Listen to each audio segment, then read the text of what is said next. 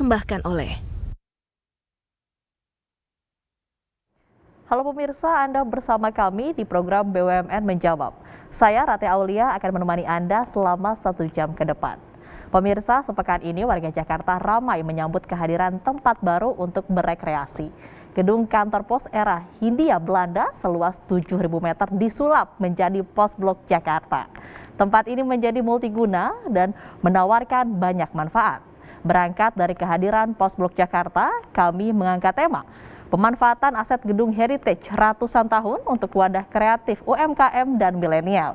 Dan telah hadir di studio JPM TV bersama kami Bapak Nezar Patria, Direktur Kelembagaan PT Pos Indonesia Persero. Halo Pak Nezar, apa kabarnya? Halo Rati, kabar baik, alhamdulillah. Kabar baik. Terima kasih sudah bergabung bersama kami Pak. Ya. Dan secara virtual juga akan bergabung bersama kami CEO dari Pos Blok dan juga para pimpinan redaksi televisi jaringan JPM. Kami juga ingin menyapa teman-teman dari Jawa Pos Jaringan Media Nusantara. Halo semuanya, terima kasih telah bergabung di BUMN Menjawab. Acara ini berlangsung dengan menerapkan protokol kesehatan dan acara ini merupakan kerjasama JPM TV dan BUMN Track.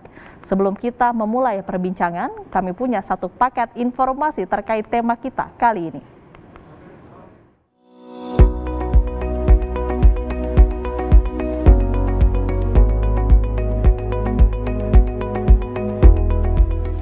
Gedung Filateli di kawasan Pasar Baru, Jakarta Pusat kini berubah menjadi Pos Blok. Ruang kreatif publik sekaligus tempat nongkrong kekinian bagi kaula muda Jakarta. Dahulu gedung ini adalah kantor pos zaman Hindia Belanda. Bangunan cagar budaya milik PT Pos Indonesia ini saban hari ramai dikunjungi anak muda untuk melepas penat, sekadar ngobrol sambil mencicipi aneka makanan dan minuman, hingga bekerja sambil nongkrong. Bersama rekan kantor usai diresmikan 10 Oktober lalu.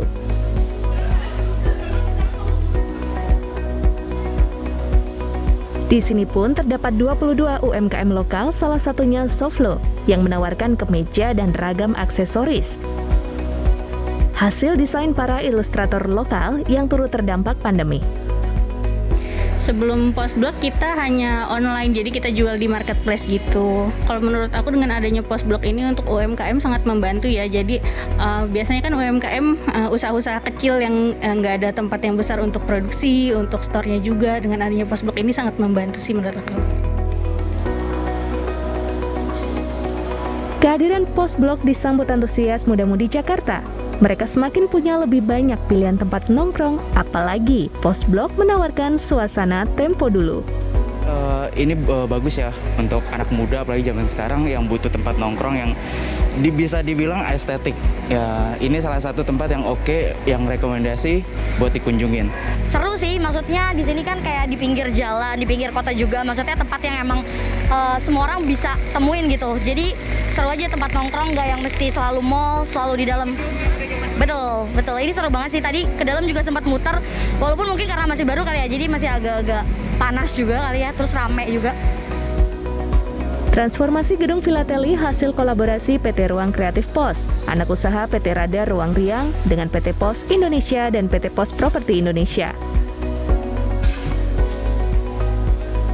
Pengembangan Pos Blok akan dilakukan secara bertahap yang ditargetkan rampung April 2020 mendatang. Ya, jadi ini tahap pertama seluas 2.400 meter persegi. Nanti tahap keduanya itu dari main hall yang tadi itu diteruskan ke belakang, akan jadi 2/3-nya. Jadi totalnya akan 7.500. Kita baru pakai sepertiganya. Ada tenan lagi dan ada ruang publik seperti misalnya nanti ada amphitheater akan hilang ya. Nanti akan ada amphitheater, ada galeri pos seperti museum kecil begitu. Betul, seperti itu. Lalu ada M-Block Market di mana di situ kita juga menghadirkan UKM-UKM lokal yang punya produk bagus-bagus lah, tapi yang selama ini nggak mendapat tempat di mall-mall gitu. Bagi Anda yang penasaran nongkrong dengan suasana gedung bersejarah, langsung saja datang ke Pos Blok. Buka setiap hari pukul 10 pagi hingga 21 waktu Indonesia Barat. Untuk masuk Pos Blok, Anda juga wajib menggunakan aplikasi Peduli Lindungi.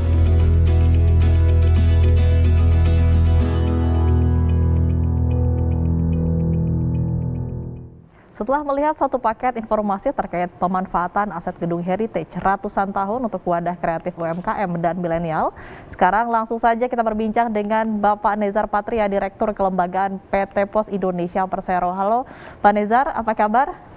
Baik, Rati. Pak Nezar, di awal perbincangan bisa dijelaskan kepada saya dan juga teman-teman apa yang menjadi tugas dan visi dari PT Pos Indonesia Persero ini, Pak? Ya, terima kasih.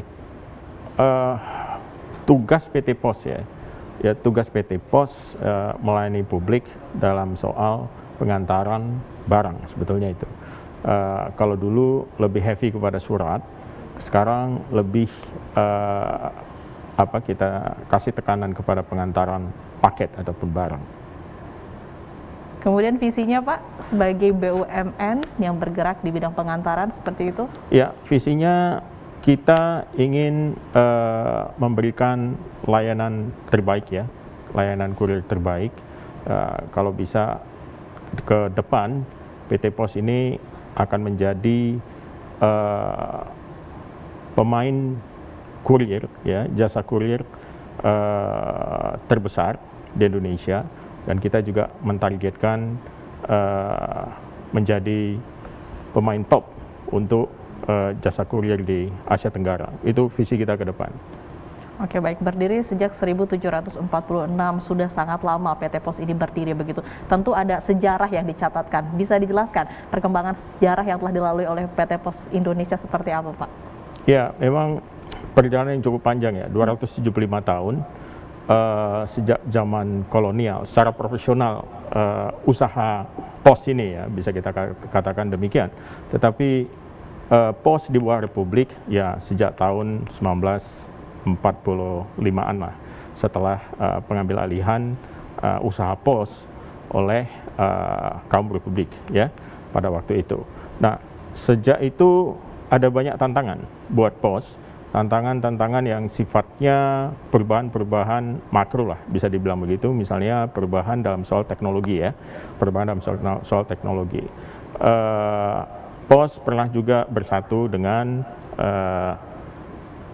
telepon, telegraf ya pada awalnya, lalu kemudian di tahun 60-an, 70-an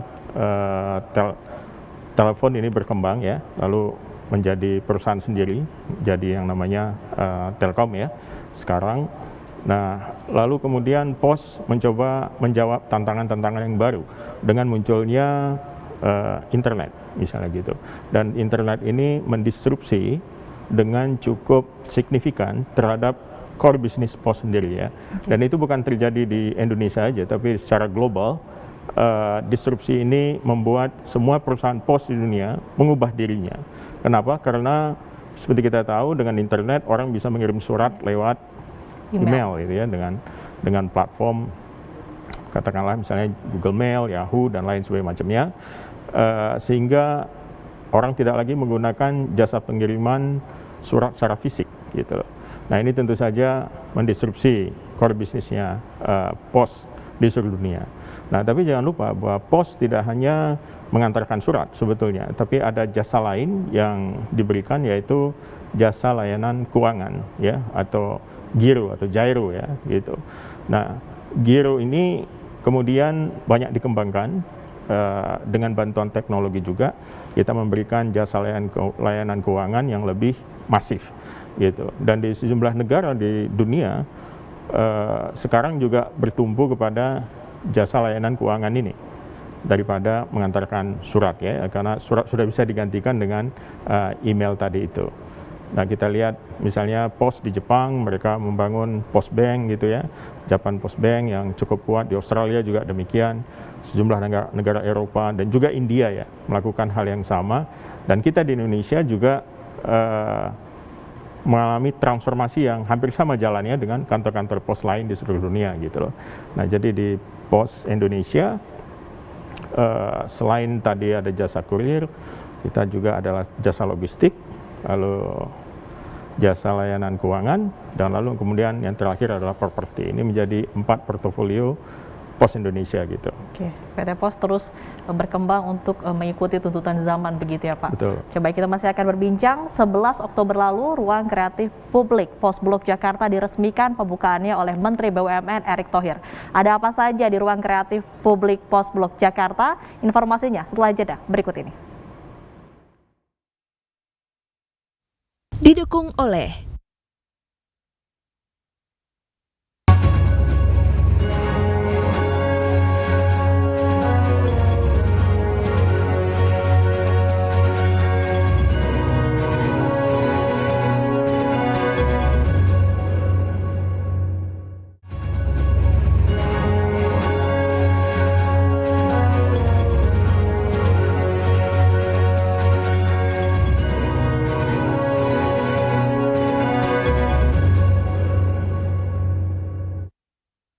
dipersembahkan oleh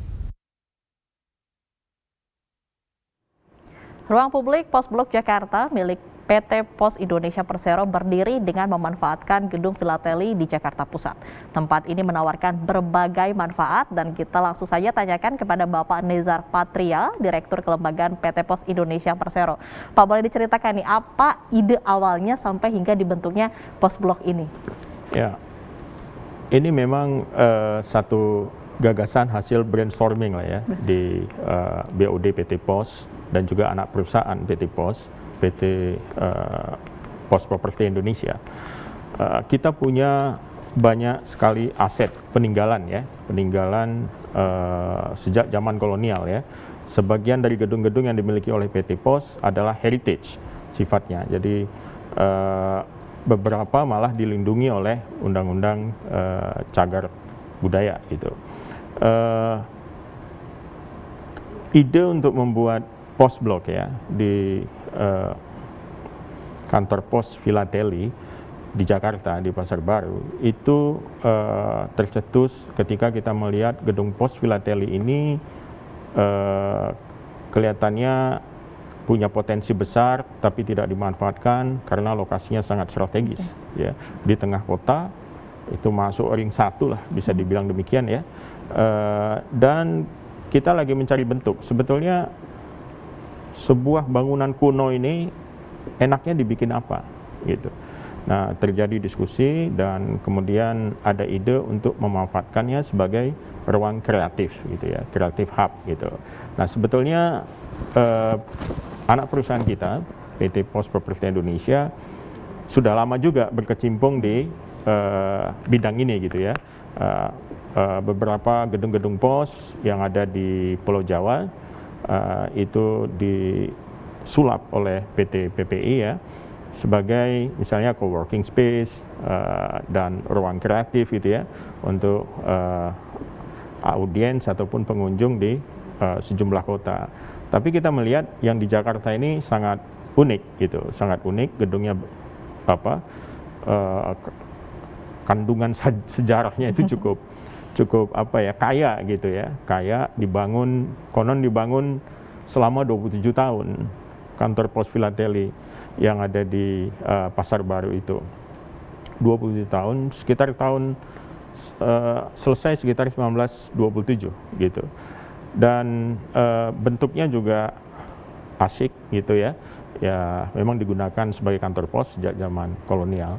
Nah setelah itu agak terbengkalai dalam artian dia tidak banyak digunakan gitu. Akhirnya yang sayap sebelah kanan itu kita sewakan buat salah satu perusahaan kedai kopi lah gitu ya, yang global brand ya ada di situ. Lalu kemudian sebagian yang lainnya dibuat sebagai restoran. Tapi kita melihat ruang tengah yang besar itu, yang area 2.900-an meter itu masih cukup potensial untuk digunakan. Nah lalu dari sana kita bertemu dengan mitra kita ya, ruang kreatif pos ya, sebenarnya mereka pernah membangun M Block ya, yang di Blok M gitu. Yeah. Nah lalu kita coba berdiskusi dan akhirnya muncul ide untuk membuat semacam kreatif hub di sana. Nah mitra kita ini atau partner kita ini cukup berpengalaman dalam placemaking ya.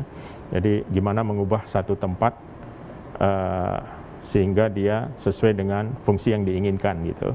Nah, mereka cukup berpengalaman dengan project-project itu, lalu diubahlah kantor pos Filateli di Pasar Baru itu menjadi apa yang kita kenal sebagai pos blok. Nah, apa yang menjadi core-nya di sana? Yang pertama dia menjadi marketplace buat UMKM ya, lalu kemudian dia menjadi ruang kreatif buat anak-anak muda ya, Terus yang ketiga tentu saja dia bisa menjadi semacam wisata sejarah juga. Oke. Iya. Baik.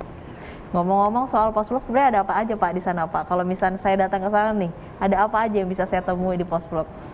Ada banyak. Jadi seperti saya katakan tadi, kalau untuk sebagai sebuah marketplace gitu, nanti Mbak Ratih bisa bertemu dengan sejumlah UKM ya, yang rata-rata mereka adalah startup, digerakkan oleh anak-anak muda dan cukup kreatif gitu loh. Jadi kalau masuk itu nanti ada yang namanya Softlo ya, misalnya menjual souvenir lokal. Lalu nanti kalau haus itu ada sekian banyak minuman ya, yang unik-unik gitu, ada jamune, ada juga satu pojok kalau haus itu nanti bisa coba yang namanya Gold Heart. Itu mereka sangat terampil membuat koktail gitu. Mungkin nggak pernah membayangkan bagaimana rasanya kecombrang dicampur strawberry jadi apa gitu ya. Tapi boleh coba di pos blok, itu rasanya magic gitu loh ya. Jadi luar biasa. Nah, lalu ada beberapa tempat lain ya termasuk ada sebuah teater di atas yang bisa digunakan untuk pertunjukan yang live streaming lewat internet gitu. Nah, kita juga nanti akan mengembangkan satu ruang di situ untuk teman-teman muda yang ingin berkreasi, misalnya membuat konten-konten untuk YouTube ya dan podcast gitu. Jadi para podcaster maupun YouTuber bisa menggunakan ruang kreatif yang ada di sana untuk memproduksi konten-konten gitu. Ya ada banyak lagi yang lain. Oke, baik. Tadi disebutkan banyak sekali. Jadi memberikan ruang untuk milenial berkreasi begitu ya Pak ya. Ada tempat-tempat untuk membuat konten kalau istilah kerennya zaman sekarang. Baik, kehadiran ruang publik Pos Blok Jakarta juga mendongkrak sektor usaha di Jakarta. Salah satunya pemberdayaan bisnis UMKM. Sesaat lagi akan kita bahas di BUMN Menjawab. Didukung oleh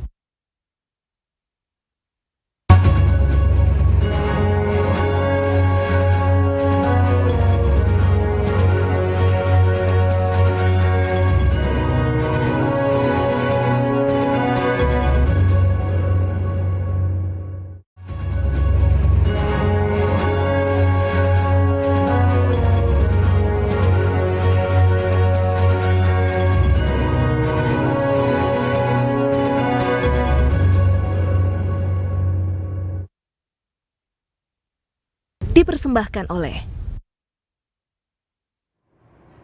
Anda masih bersama kami di program BUMN Menjawab. Pak Nezar, tadi disebutkan bahwa dengan adanya pos blok ini sebagai wadah UMKM begitu untuk bisa menjual barang-barangnya. Kalau boleh saya tahu, apakah memang ini khusus untuk UMKM lokal atau bisa unit usaha lain masuk untuk ikut berjualan di pos blok ini? Kita khusus UMKM lokal. Jadi memang ini bagian dari misi pos sendiri ya, memberdayakan UMKM dan UKM lokal ya. Dan bahkan kita bercita-cita ini menjadi semacam showcase ya buat UMKM dan UKM dan startup anak-anak muda kita bertumbuh, dan kalau bisa go global. Jadi go global juga, dan ini sesuai dengan misi pemerintah juga ya, mendorong peningkatan ekspor kita ya. Karena kalau ekspor meningkat, dia akan memberikan kontribusi devisa yang besar buat ekonomi negara, dan dengan demikian kita bisa meleverage posisi ekonomi bangsa lah gitu. Nah, itu cita-cita besarnya seperti itu, dan UMKM saya kira dan juga UKM yang sudah mulai punya marketnya gitu ya, sudah mulai tumbuh, hanya saja kita melihat mereka butuh marketing yang lebih intens gitu. Mereka butuh outlet. Ya, Pos Blok menyediakan tempat untuk mereka yang ingin berkarya dan kreatif dalam menumbuhkan usaha-usaha ini. Oke, baik, khusus UMKM lokal begitu. Nah, kemudian apakah ada syarat tertentu nih jika UMKM ingin ikut gabung di Postblok? Syarat tertentu nggak ada kecuali dia lokal gitu ya. Hanya lokal saja, Pak. Iya. Kemudian bagaimana caranya untuk mendaftar menjadi UMKM yang ikut berkreasi di Postblok, Pak? Mereka bisa mengajukan gitu ya, untuk menjadi tenan, untuk menyewa tempat di tempat kita gitu. Tapi nanti ada satu proses yang kita lakukan ya, ada kurasi ya, kita akan pilih jenis-jenis usaha yang kira-kira sesuai dengan misinya Postblok ini gitu, dan juga mengandung unsur-unsur kreatif itu tadi, dan potensi dia berkembang juga besar. Oke, baik. Pak Nezar, kita juga akan berbincang nih, telah bergabung bersama kami CEO dari Postblok, yaitu Bapak Jimmy Saputro. Halo Pak Jimmy. Halo, selamat siang Pak. Selamat siang, terima kasih sudah bergabung bersama kami Pak Jimmy. Pak Jimmy, bisa langsung dijelaskan saja apa sebenarnya yang menjadi keuntungan atau kemudahan yang didapatkan oleh UMKM ketika bergabung dengan Postblok? Ya, sebelumnya selamat siang Pak Nesar. Ya, siang. Ya, jadi untuk menyambung yang tadi dijelaskan oleh Pak Nesar, jadi memang Postblok ini kami salah satu tujuan kami adalah membuat etalase untuk para UKM yang sekarang sedang menjamur di Indonesia. Banyak sekali UKM-UKM yang menghasilkan produk-produk yang sangat baik, dengan kualitas yang sangat bagus, dengan rasa yang sangat bagus juga untuk yang F&B, tapi masalah utama di UKM itu terkadang mereka tidak punya tempat untuk bisa berjualan di tempat yang strategis. Nah, dengan hadirnya Postblok ini, kami berharap kami bisa memberikan sebuah ruang yang untuk bisa memfasilitasi mereka untuk menjadi etalase mereka, sehingga mereka punya tempat untuk berjualan, untuk offline store. Seperti tadi Soflo sempat bilang bahwa sebelumnya dia hanya berjualan di online, tapi pada kenyataannya memang tidak bisa kita pungkiri pada saat kita belanja kadang-kadang butuh juga offline. Dalam arti mereka harus melihat bentuknya seperti apa. Kadang-kadang mungkin ibu-ibu atau Mbak sendiri mungkin kalau belanja kan tetap harus dicoba, harus pengen lihat bentuknya kayak apa dan segala macam. Jadi kadang-kadang memang membutuhkan store-store yang offline. Itulah kenapa kami hadir, kami bisa memfasilitasi mereka untuk bisa berkolaborasi dengan kami untuk membuka store-store mereka di Postblok ini. Nah, seperti yang tadi Pak Nesar sempat ceritakan bahwa kami sangat terbuka, akan tetapi tetap karena tempatnya terbatas, kami tetap mempunyai tim kurasi yang akan mengkurasi semua tenan-tenan yang ingin masuk ke Postblok. Jadi biasanya kami akan bikin satu program namanya Tenan Han. Tenan Han ini kami buka untuk khalayak umum, mereka semua bisa mengirimkan proposal kepada kami, kemudian kami akan kurasi, kita coba lihat produknya, kita coba makanannya, kita coba minumannya, kemudian setelah kita berikan masukan, dan kita yakin bahwa UKM ini adalah yang terbaik di antara yang lain, jadi kami akan pilih dan mereka akan masuk ke sana sebagai tenan kami. Tapi nggak perlu takut karena konsep kami ini sebetulnya karena kita pengen membantu UKM juga, jadi kita punya konsep adalah bagi hasil, jadi revenue sharing. Sehingga kami tidak kadang-kadang kesusahan UKM adalah kan pada saat menyewa satu tempat di tempat yang strategis, mereka harus bayar sewa di depan. Jadi konsep kami adalah mencoba untuk bisa membuat keringanan buat para UKM ini sehingga mereka bisa konsepnya adalah revenue sharing. Jadi setiap bulan revenue sekian dari hasil kami, revenue sekian bagi hasil kami. Jadi kita harapkan itu bisa membantu mereka untuk bisa lebih sustain secara bisnis. Begitu Mbak kira-kira. Oke, tadi disebutkan ada tim kurasi begitu ya. Apa saja faktor-faktor yang dipertimbangkan sampai akhirnya UMKM tersebut bisa lolos dan bisa bergabung dengan Postblok, Mas? Ya, kalau dari tim kurasi kami yang pertama patokannya harus lokal, Mbak. Jadi produknya harus kepunyaan orang Indonesia, dia adalah brand lokal, itu yang pertama yang paling mendasar. Kemudian yang kedua, mereka harus UKM, artinya secara bisnis mereka belum bisa dikatakan bisnis yang besar, yaitu secara omset, secara mungkin cabang, secara kualitas. Tapi secara kualitas kami tetap harus melihat bahwa kualitasnya memang bagus. Jadi selama kualitasnya bagus, mereka masih dikategorikan UKM, dan kami percaya dengan visi misinya dan kepunyaan orang lokal, kami pasti akan menerima. Gitu kira-kira, Pak. Oke, baik, tadi sebutkan menggunakan sistem sharing begitu ya Mas ya. Jadi revenue sharing. Ya, oke. Jadi bukan UMKM tersebut tidak harus membayar di muka gitu untuk biaya sewa dengan jumlah yang besar. Bagaimana respon UMKM terhadap aturan ini? Apakah disambut dengan baik? Sangat sambut dengan baik, Mbak. Karena waktu kami membuat program Tenan Han ini untuk membuka pos blok yang tahap pertama ini, kami menerima proposal itu hampir 120 UKM, di mana tenan yang tersedia itu hanya 24 tenan. Jadi kami cukup tough waktu kami mengkurasi karena produk-produknya bagus-bagus, produk-produknya keren-keren. Tapi balik lagi ya itu kita coba kurasi mana yang terbaik sehingga nantinya tenan-tenan ini bisa bergabung dengan kami dan bisa menjadi etalase sehingga mereka bisa naik kelas. Suatu saat mereka udah bukan UKM lagi, mungkin tempat ini bisa diganti oleh UKM yang lain yang memang butuh leverage yang tadinya mereka terima. Gitu. Jadi konsepnya adalah seperti itu, Mbak, nantinya. Gitu. Oke, baik, terima kasih. Mas Jimmy Saputro, CEO dari Postblok telah bergabung bersama kami. Pak Nizar tadi disebutkan sistemnya sharing begitu. Apakah ini salah satu bentuk kepedulian Pos untuk mengembangkan atau membangkitkan UMKM di masa pandemi juga, Pak? Ya betul, itu salah satu misi kita ya sebagai BUMN. Kita mengemban misi untuk ikut memajukan perekonomian nasional ya. Nah, jadi salah satu cara kita adalah memanfaatkan aset-aset PT Pos ya, bisa digunakan sebagai etalase, sebagai window lah ya buat UMKM ini untuk bisa lebih eksis dan membuat mereka mampu bertarung ya di arena yang lebih besar. Dan kita tahu ada banyak potensi di UKM ini untuk berkembang menjadi naik kelas, menjadi pemain-pemain bisnis yang besar. Oke, baik. Kehadiran ruang publik Postblok Jakarta menjadi wadah kaum muda untuk berkreasi. Kita akan membahasnya setelah informasi yang satu ini. Didukung oleh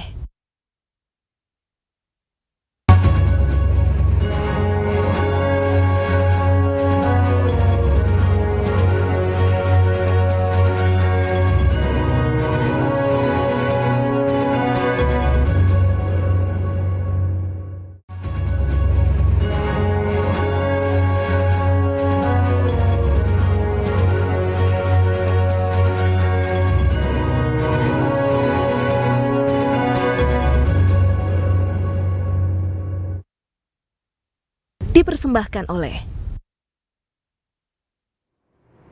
Masih bersama saya Ratih Aulia di program BUMN Menjawab. Tema kita soal pemanfaatan aset gedung heritage ratusan tahun untuk wadah kreatif UMKM dan milenial. Pak Nezar nih, tadi kan disebutkan untuk wadah kreatif UMKM dan milenial. Nah, sekarang mungkin bisa disebutkan secara spesifik kegiatan-kegiatan positif apa saja yang bisa dilakukan di Postblok Jakarta? Ya, ada banyak kegiatan untuk memanfaatkan ruang yang ada. Ya, misalnya tadi disebutkan ada amphitheater, terus kemudian kita juga punya kayak satu stage di sana dan sebuah ruang yang cukup luas di dekat lobby gitu, sehingga bisa digunakan untuk berbagai kegiatan ya. Ya, misalnya untuk pameran misalnya, untuk pameran, pertunjukan, mungkin ada yang membuat art performance,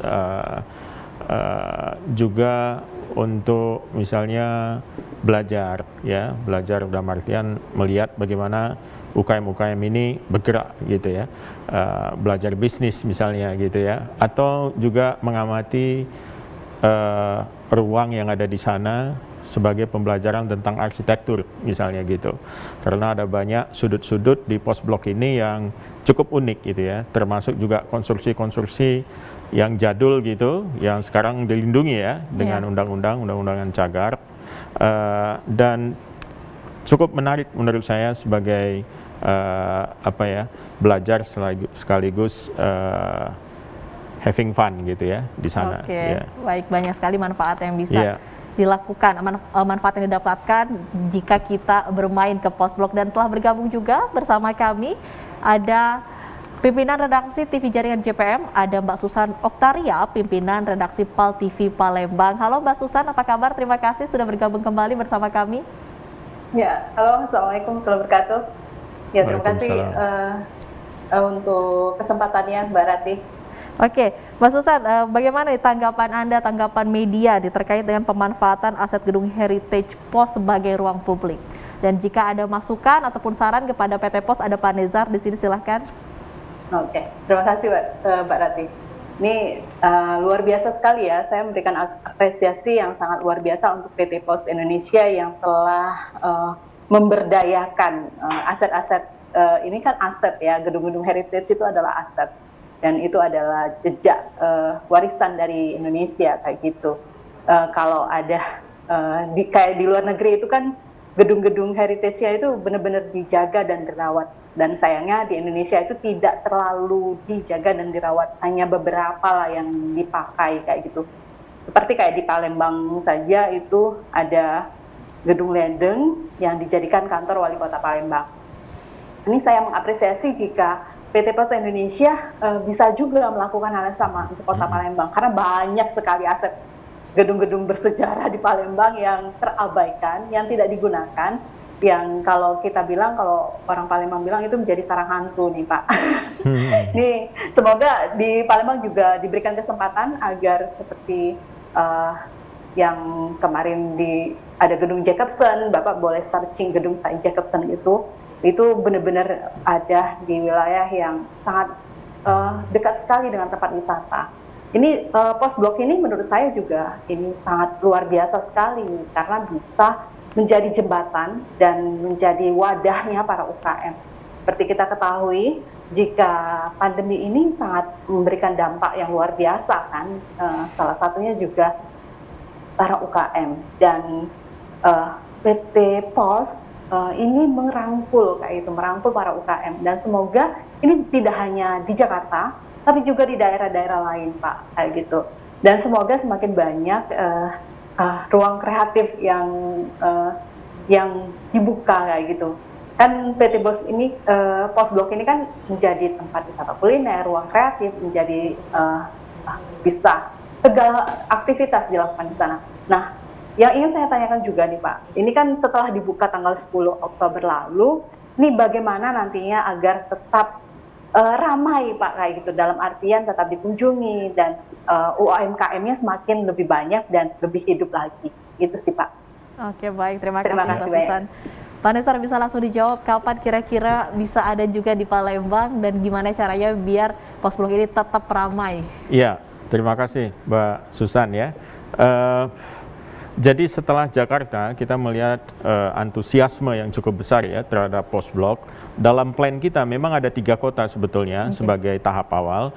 Jadi selain di Jakarta, kita akan segera membuka di Surabaya, lalu kemudian Medan, ya, lalu kemudian Medan. Dan tidak tertutup kemungkinan setelah 3 kota ini kita akan juga buka di sejumlah kota lain. Dan Palembang seperti Mbak Susan bilang ada beberapa potensi ya gedung-gedung heritage di sana, dan itu saya kira sangat potensial juga untuk kemudian kita transformasikan gitu ya, aset yang tadinya idle menjadi lebih berguna gitu ya, menjadi pool of attraction lah ya, di mana orang-orang bisa datang melihat, belajar, berbisnis juga gitu ya di sana, sehingga dia lebih bermanfaat gitu. Oke, bagaimana caranya agar menjaga Postblok tetap ramai Pak? Tadi satu lagi. Nah, ini juga satu tantangan ya, kita masih mempelajari terus behavior ataupun perilaku pengunjung ya yang ada di sana. Tetapi dalam plan yang kita buat, tentu saja kita mencoba menjaga kunjungan ya, visitors ke Postblok.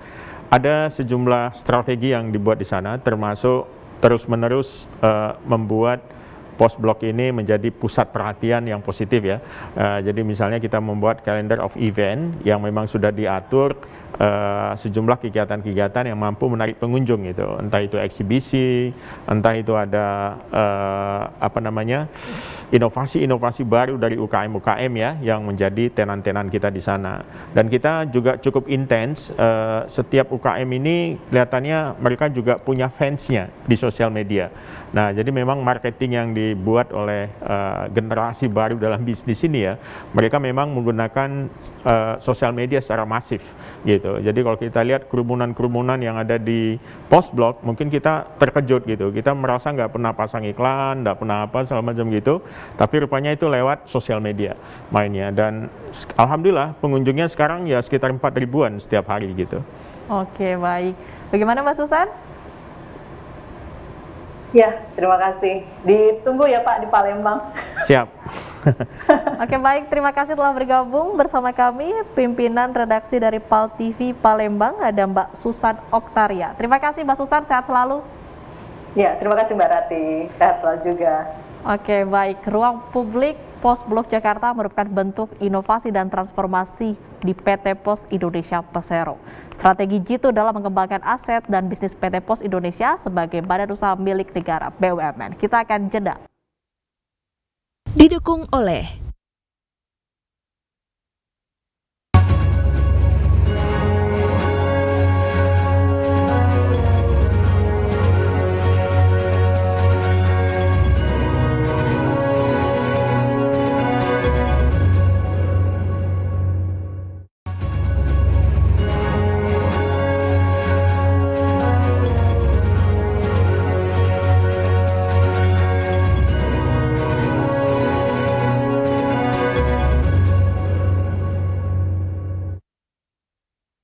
dipersembahkan oleh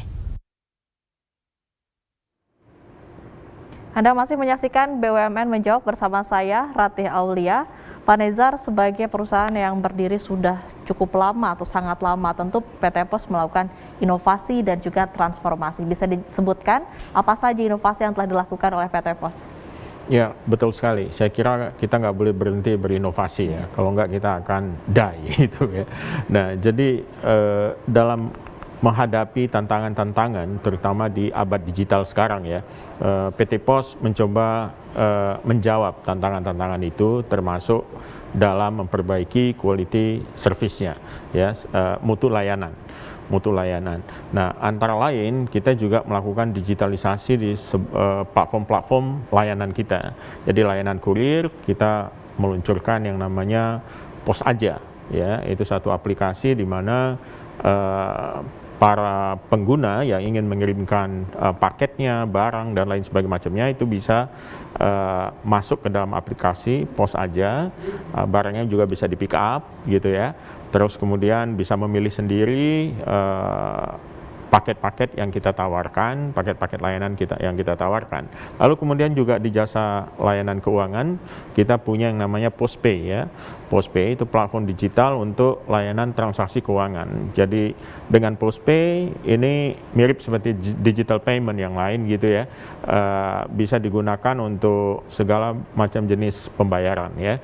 Jadi untuk bertransaksi ketika belanja bisa, kita juga sudah terintegrasi dengan QRIS, lalu kita juga bisa melayani untuk pembayaran misalnya melalui PDAM, telepon, listrik dan lain sebagainya macamnya, sampai BPJS, bahkan zakat pun bisa gitu. Jadi cukup luas daerah cakupannya. Itu antara lain inovasi yang kita lakukan. Selain juga mengubah pola operasi kita ya. Pola operasi yang tadinya kita model hub and spoke, sekarang kita coba menggerakkannya dengan point to point, dibantu oleh aplikasi digital di back end yang kita punya gitu. Berbicara inovasi pasti tentu ada tantangannya Pak. Nah, kemudian apa yang menjadi tantangan dalam berinovasi dalam pemanfaatan Postblok Jakarta ini? Pemanfaatan Postblok ya? Ya, tantangannya. Tantangannya saya kira membuat dia sustain ya, membuat dia terus berlanjut gitu. Kita punya plan, kita punya perspektif sampai 10 tahun ke depan, kita lihat bagaimana dia bertumbuh. Tentu saja saya kira dengan mencermati antusiasme pengunjung dan juga tenan yang ada di sana, kita yakin ini sebuah awal yang baik gitu, awal yang baik, momentumnya juga tepat gitu ya, di tengah gairah UMKM Indonesia yang sedang bangkit dan mencari bentuk gitu. Nah, kita menyediakan etalase-etalase tempat mereka menunjukkan ya produk-produknya dan juga kualitas-kualitas produknya.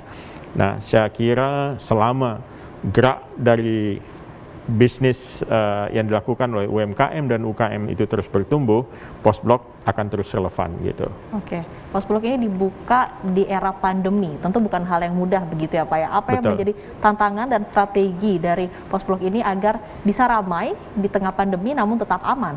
Ya, pastinya kita menjaga yang namanya protokol kesehatan ya. Kita patuh dengan aturan itu.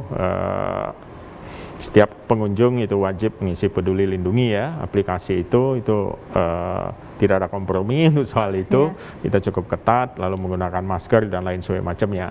Nah, kita juga melihat bagaimana peraturan ataupun derajat PPKM yang ditetapkan gitu ya, pada level mana gitu. Jadi kemarin itu sebetulnya kita ingin buka di sekitar bulan Agustus, tapi situasi pandemi belum memungkinkan untuk adanya crowd yang lebih besar gitu ya, sehingga kami bersabar untuk menunggu sampai dengan Oktober, dan alhamdulillah kelihatannya angka infeksi makin menurun ya, semoga demikian terus dan semoga juga pandemi ini hilang gitu ya, amin gitu ya, sehingga bisa Pos Bloknya bisa lebih aktif gitu. Nah, memang di tengah pandemi ini tantangan sendiri Mbak Rati ya, tantangan sendiri. Jadi intinya adalah satu, prokes, yang kedua kita menjaga event-eventnya ya, yang terus berlanjut di sana.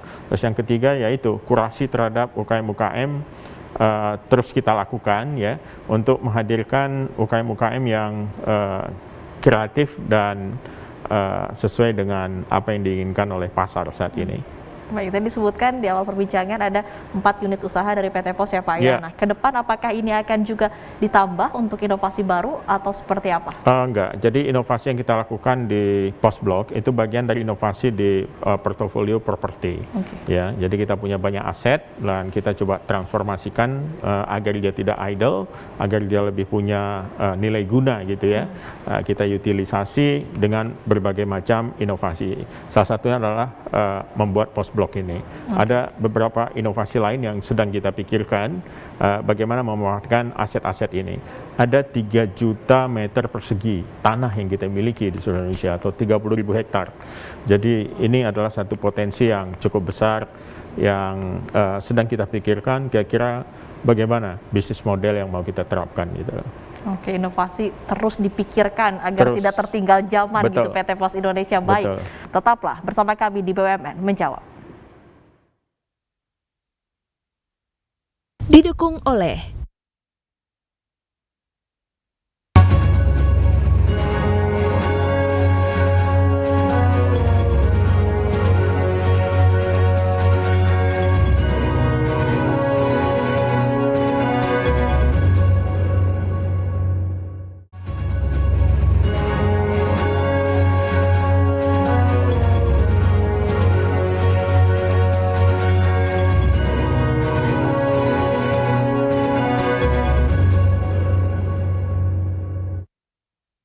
dipersembahkan oleh. Kita memasuki segmen terakhir di BUMN Menjawab dan masih bersama kami Bapak Nezar Patria, Direktur Kelembagaan PT Pos Indonesia Persero. Pak, sekarang kan sudah dibangun nih dengan 2.400 meter persegi. Nah, kedepannya akan ada tahap-tahap apa lagi untuk pengembangan Pos Blok Jakarta? Ya, kita baru bangun area depan nih, 2.400-an itu ya, tepatnya sekitar 2.600-an sekian lah ya. Dan ini masih ada sekitar hampir 4.000 meter lagi di bagian belakang yang potensial untuk direvitalisasi gitu. Ini masuk dalam perencanaan tahun depan dan kelihatannya memang sudah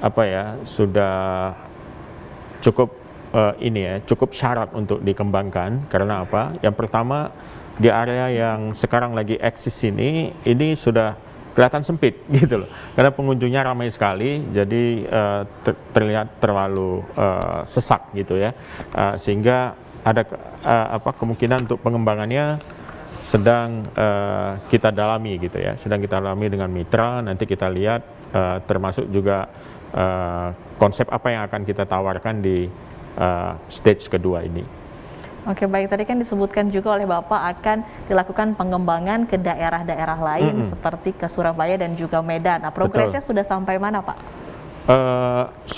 Surabaya prosesnya lagi berjalan ya, sedang berjalan.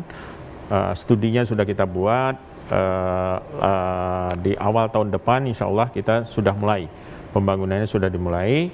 Lalu kemudian yang Medan antusiasmenya juga cukup besar. Kita punya satu kantor pos di dekat lapangan Merdeka yang cukup unik, antik, dan sangat menarik karena bangunannya itu betul-betul model Art Deco ya. Jadi bangunan zaman kolonial, dan bahkan dikombinasikan dengan ada dome juga di dalamnya gitu, sehingga sangat menarik. Dan kelihatannya juga pemerintah Kota Medan itu cukup mendukung ya rencana ini, dan komunikasi kita dengan pihak Pemkot itu juga sudah berjalan, dan dalam waktu dekat kita akan kirim tim ke sana untuk membereskan segala hal yang diperlukan ya, agar proses ini bisa lebih cepat. Mungkin Medan dan Surabaya akan berlangsung secara berbarengan. Beriringan, oke, baik. Kemudian Pak, terakhir nih Pak, apa harapan dan juga target dari PT Pos Indonesia Persero ini di masa pandemi dalam menjalankan kegiatan usahanya, dan juga imbauan mungkin untuk teman-teman yang ingin berkunjung ke Pos Blok? Target di Pos Blok? Target PT Pos secara keseluruhan, kemudian juga Pos Blok. Oh ya, target secara keseluruhan ya, kami tentu saja ingin terus tumbuh ya. Ingin terus tumbuh dan sehat gitu ya. BUMN ini, korporasi yang sedang kita jalankan ini, kita ingin bertumbuh.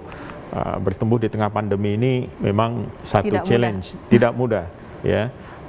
Banyak yang tumbuh tapi tumbuh negatif gitu ya.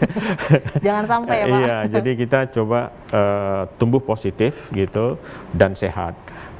Berbagai upaya kita lakukan, berbagai strategi juga kita lakukan untuk menjaga pertumbuhan ini. PT Pos secara keseluruhan di 4 portofolio bisnis yang saya katakan tadi itu ya. Lalu untuk Pos Blok sendiri, tentu saja kita ingin Pos Blok ini maksud saya makin kaya dengan berbagai macam aktivitas ya, dan terus bisa menunjukkan inovasi-inovasi baru, terutama para tenan yang hadir di sana gitu, dengan menawarkan produk-produk unggulan ya, produk-produk unggulan dan potensial secara market dan kualitas juga. Dan satu lagi misi kita adalah bagaimana dia bisa menembus pasar global. Nah, kita inginkan dengan jaringan yang dimiliki oleh Pos, kita juga punya jaringan global gitu, bagaimana mempromosikan produk-produk lokal ini untuk memasuki pasar global. Itu misi kita ke selanjutnya gitu. Oke, imbauan untuk para pengunjung Pos Blok Pak di tengah pandemi ini? Iya, yang pertama tentu saja jaga kesehatan ya, itu sangat penting, taati prokes. Terus yang kedua, nikmati Pos Blok dan petik pelajaran yang bisa dipetik di sana ya. Jadi berrekreasi sekaligus berkreasi lah di Pos Blok itu. Oke, baik, terima kasih Pak Nezar. Demikian program BUMN Menjawab kali ini. Terima kasih untuk Bapak Nezar Patria, Direktur Kelembagaan PT Pos Indonesia Persero yang sudah berbincang bersama kami. Terima kasih Pak, sehat selalu ya Pak. Sama-sama. Oke, terima kasih juga untuk para pimpinan redaksi TV Jaringan JPM yang sudah bergabung, serta teman-teman dari Jopos Jaringan Media Nusantara. Terima kasih sudah menyaksikan BUMN Menjawab. Acara ini dipersembahkan oleh JPM TV dan BUMN Track. Saya Rati Aulia, undur diri. Terima kasih, sampai jumpa.